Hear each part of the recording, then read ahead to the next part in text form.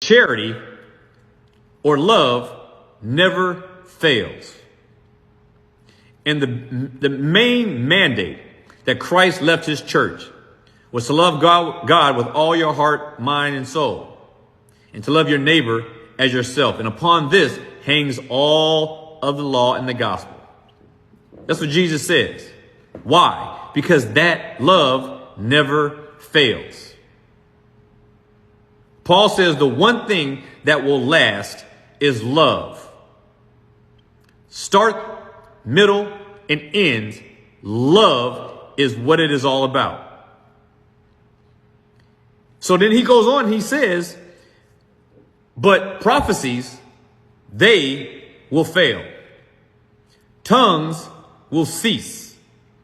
Knowledge, meaning supernatural given knowledge, mostly to prophets, will be done away, will vanish away. These things will all end. And in keeping with the message that I have bringing you tonight, I am telling you that these things have already ceased.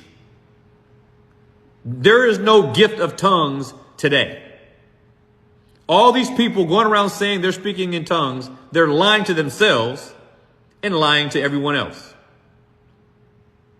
There is no words of knowledge and visions being given to anyone today. There is no prophecies. They have all failed. They have stopped. Love prevails. Love is what we are left with. Love is what we are left with.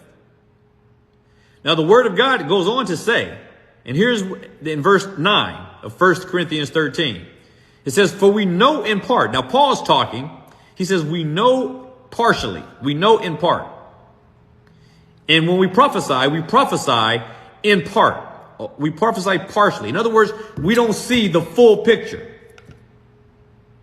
And Paul is saying that there's the picture is no longer, the picture is dark still.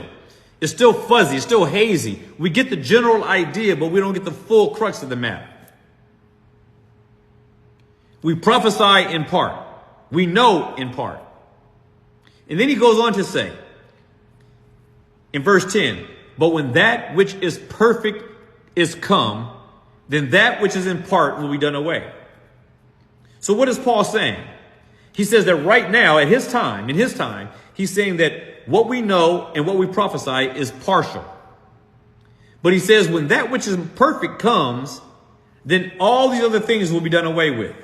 Prophecy, tongues, knowledge, the miraculous, all of that stuff ceases when that which is perfect comes. So the issue is twofold. What does it mean when he says that, when he talks about that which is perfect? What is that which is perfect that when it comes, it does away with tongues and prophecies and words of knowledge and visions? What is that perfect thing that must come to put at rest all those other things? And when does it come?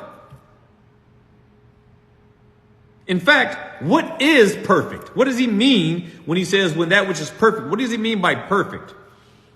Let's start with the meaning of the word perfect in this passage. The word perfect here in 1 Corinthians 13, verse 9 or verse 10, it means complete. It means mature. What Paul is saying is that when that which is more mature comes, then we will put away what is in part, because when that which is perfect comes, we will be able to see things and understand things clearly.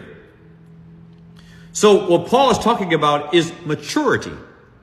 He is not talking about perfect in the sense of the absence of sin. He is talking about when something comes along that gives you more illumination into the matter, then do away with that which only gave you things that were only partial or partially illuminating. In other words, if you have bad eyes like me, and you're trying to read, and you struggle